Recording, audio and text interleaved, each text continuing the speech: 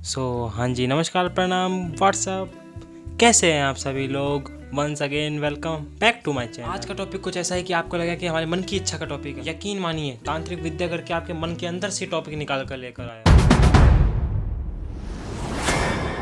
आप सभी ने प्रोक्रास्टिनेशन का नाम सुना भी होगा, सामना भी किया। बेसिकली इसका मीनिंग है कि काम को टालना। आज का काम कल, कल का काम परसों, इस जन्म का काम अगले जन्म। ऐसी आदत है अगर आपको लग जाए तो गोल से दूर, और अगर कंट्रोल में आ जाए तो प्रोडक्टिव और फोकस। मैं एक जेई स्टूडेंट भी हूँ। ऐसी छोटी मोटी आदतें आती रहती है ज़्यादा। बेसिकली दोस्तों की जैसे होती है, तो आज आई कल चली जाएगी, फिर आ जाएगी फिर चली जाएगी।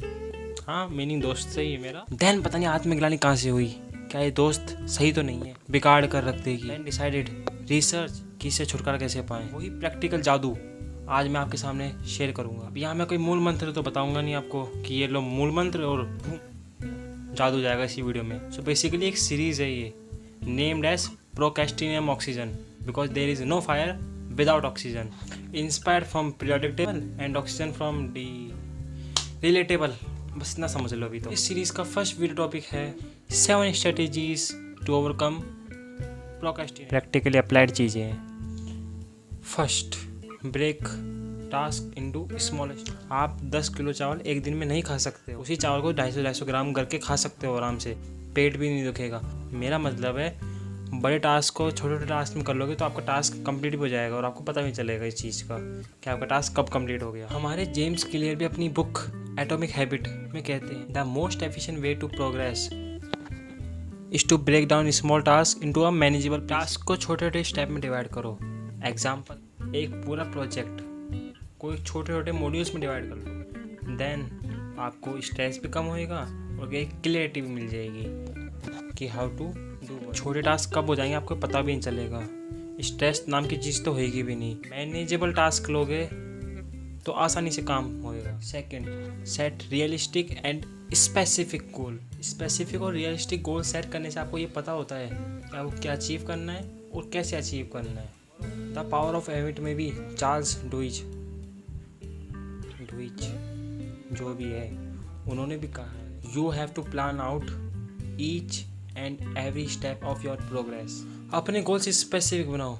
एग्जाम्पल के लिए, instead of saying I want to study more, ऐसे बोलो I want to study 2 hours. Specific हो गया ना आपके पास। Third, create a to do list and prioritise. ये सुनते ही आधे लोग तो हमें तो ये पता है, तो पता है तो अप्लाई क्यों नहीं किया है। सब लोग फालतू में नहीं कह रहे हैं। अगर कोई चीज़ प्रायोरिटाइज होगी और पता होगा क्या क्या करना है तो अपना आप काम होएगा। डेविड एलन की बुक गेटिंग थिंग्स डन, उसमें भी लिखा हुआ है, mind is having for ideas not for holding them. Simple सी टू डू लिस्ट बनाओ। सबसे पहले हाई प्रायोरिटी रखो, फिर उससे नीचे वाला रखो, फिर सबसे नीचे वाला रखो। इतना सिंपल सा तो काम है। सुबह उठ के अगर 15 मिनट भी करोगे तब भी ये काम हो जाएगा। बस 15 मिनट में ऐसा कौन सा बिजनेस कर रहे हो यार तुम।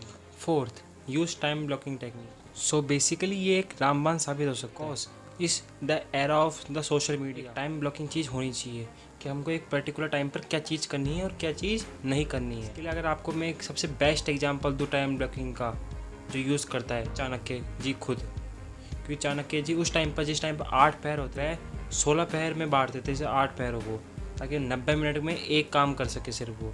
ये चाणक्य नीति के अंदर भी ये चीज़ बताई गई है। इस पर कॉल न्यूपोर्ट ने भी अपनी बुक डीप वर्क में कहा है, the key to developing a good work, deep work, is to move beyond a good intentions. Simply इसका मीनिंग भी वही है कि टाइम को एक पर्टिकुलर सेगमेंट्स में बांटो ताकि उस टाइम को आप उसमें एक प्रोडक्टिव अल्ट्रा लेवल की प्रोडक्टिव हो जाए। फॉर एग्जांपल दो कि अगर जैसे आप सुबह के 9 से 12 का टाइम मान लो, जैसे मेरा टाइम रात के 11 से 2 का है। ये एक ऐसा टाइम होना चाहिए जिस टाइम पे आप कोई काम ऐसा नहीं कर रहे हो कि जिस काम से आप डिस्टर्बेंस क्रिएट हो, डिस्ट्रैक्शन हो, ऐसा कोई काम नहीं कर रहे। बस इतना ही मतलब है। भगवद गीता नहीं है इसके ऊपर। आओ विनोद, तुमको मिला के लाता हूँ तुम्हारे 5 दोस्त से जिसका नाम है एलिमिनेट डिस्ट्रैक्शन। ये एक ऐसा सपोलर दोस्त है जो तुमने कभी इमेजिन भी नहीं किया। तुम्हारे पीठ पीछे तुम्हारे दिन महीने साल कितना पीछे तुम्हारे छोड़ आया, तुम्हारे ये इमेजिन भी नहीं आया। डिस्ट्रैक्शन से फोकस टूटता है और फोकस से तुम्हारा काम टूटता है। हाँ वही तो विनोद, इस डिस्ट्रैक्शन को छोड़ दो, तुम भी छूट जाओगे। समझ नहीं आया तो दोबारा आके सुनो एक बार। और विनोद, अगर तुमको ये बात चुभी है तो इसमें थोड़ी सी चुभन और ऐड कर देता हूँ। मेरी जी वो इनडिस्ट्रैक्टेबल में लिखा हुआ है, the antidote is to impulsiveness is to forethought. इसका मीनिंग भी वही जो तुमको आज तक कभी समझ में नहीं आया, कि अपने डिस्ट्रैक्शंस को एक कॉपी में नोट डाउन करो और फिर उसको पर काम करो। जैसे कि अगर समझाऊँ तुमको वापस एग्जाम्पल देकर, तो एक अगर तुम्हारा फ़ोन डिस्टर्ब दूसरे रूम में फेंक आओ या फिर साइलेंट पे करके रख दो, इस पर अप्लाई कर। और अगर तुम यहाँ पर बिजनेस में मन के पूछने आए हो मेरे से कि इसमें हमारा प्रॉफिट, तुमको बता दो कि तुम्हारा फिजिकली तो इसमें कुछ, बल्कि तुम्हारा मेंटली दिमाग जरूर सही हो जाएगा जो तुम्हारा बिगड़ा हुआ है। छठा ज्ञान जो मैं तुमको इसमें देने आया हूँ, वो छठा ज्ञान है रिवॉर्डिंग योरसेल्फ। सच बात है, सीधी बात है, बिल्कुल क्लियर बात। ह्यूमन सेल्फिश तो हैं, इस बात से आप डिनाई कर रहे हो, पर आगे आप डिनाई नहीं कर सकते।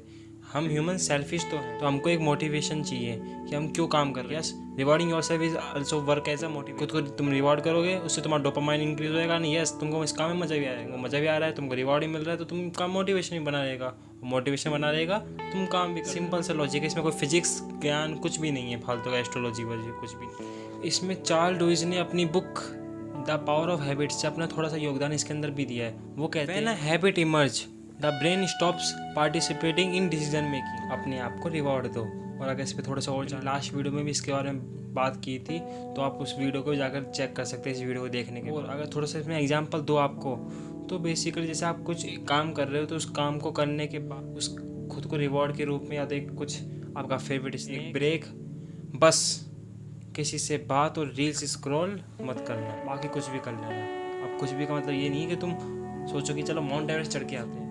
प्रैक्टिकली जो काम हो वो करना। सातवीं और सबसे इम्पोर्टेंट स्ट्रेटेजी है सीक अकाउंटेबिलिटी, बिकॉज ये एक रिलेट करती है फील से। Feel humans directly proportional, because accountability से आपको अपने एक्शंस की तरफ रेस्पॉन्सिबल फील होता है। इससे आपको प्रोक्रास्टिनेट भी नहीं होता। और फील अगर किसी चीज़ में आ रही है तो ग्रेचन रूपेन जी भी अपनी बुक बेटर देन बिफोर के अंदर कहते हैं, accountability is the best secret of happiness. इसलिए अकाउंटेबिलिटी फाइंड करो। ये अकाउंटेबिलिटी कोई भी हो सकता है, आपके फ्रेंड्स, दोस्त, आप खुद। फ्रेंड्स दोस्त अलग अलग थे, family members, partner, any one can be your accountability. मेरे पास दो हैं, एक आई कैन फील एंड एक मैं खुद। आप भी अपना देखो। बाकी तो समझदार हो क्या हो, किसको अपना अकाउंटेबिलिटी बनाना चाहिए, बताने की कोई नीड कोई। तो बाबू मशा, ये थी हमारी first video on procrastination. In tips को फॉलो करें एंड फीडबैक कमेंट में ज़रूर दें। एंड यस, नेक्स्ट वीक हम मिलेंगे अगले टॉपिक जिसका नाम है। तब तक के लिए जय श्री कृष्ण, राधे राधे।